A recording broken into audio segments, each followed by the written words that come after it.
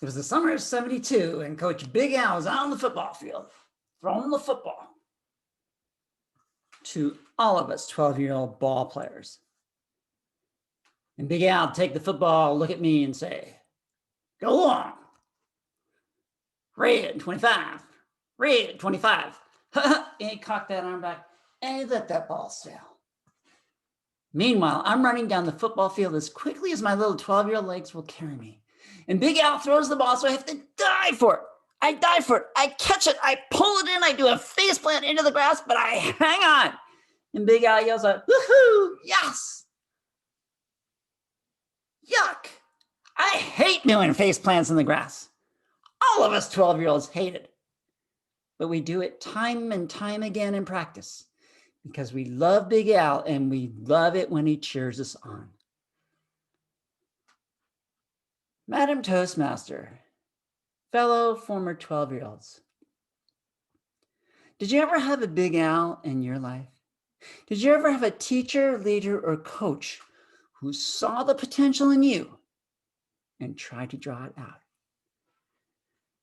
Big Al was 5'6", my height, 240 pounds, strong as an ox, and he looked like a big Winnie the Pooh with a whistle.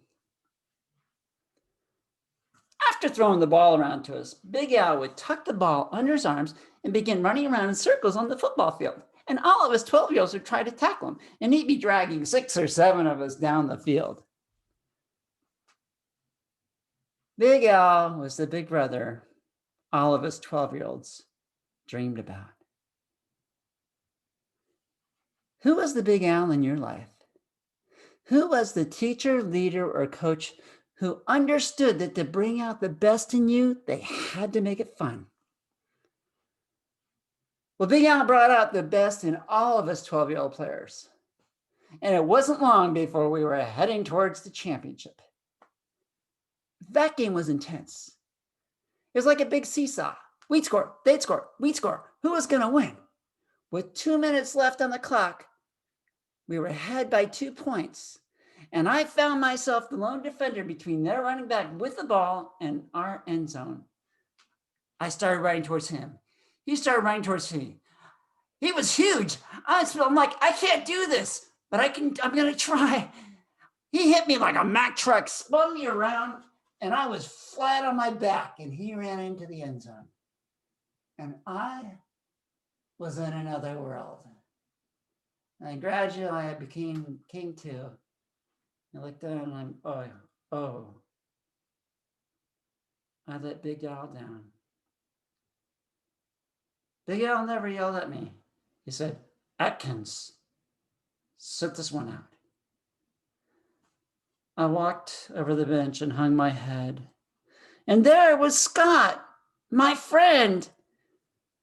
He had no trouble yelling at me. "Brian, dude, you let him get in the lead. How could you do that?" I sat down on the bench. I felt so rejected. Were they forgetting about me? Was I done?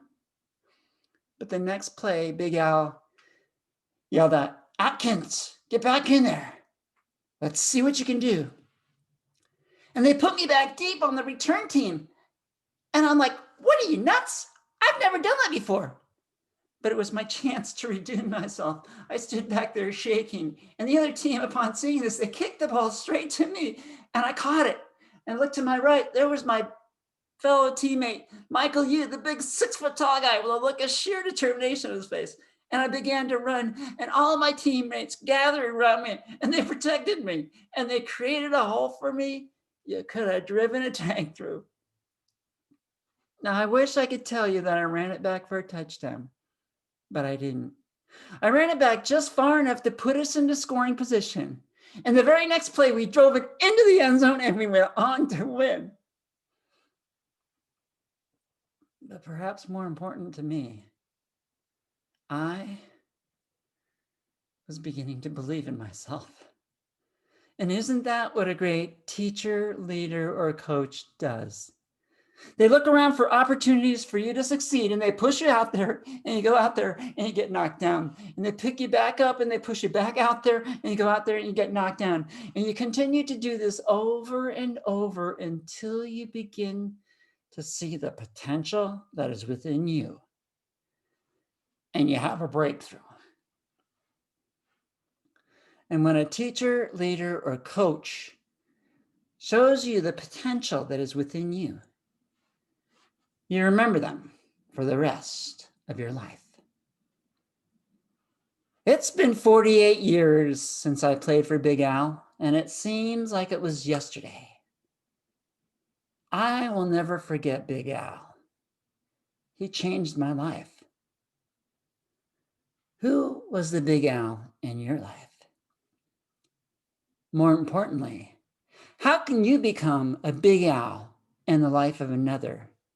How can you be the difference maker in the life of another person? Who's going to remember you 48 years from now? Madam Toastmasters.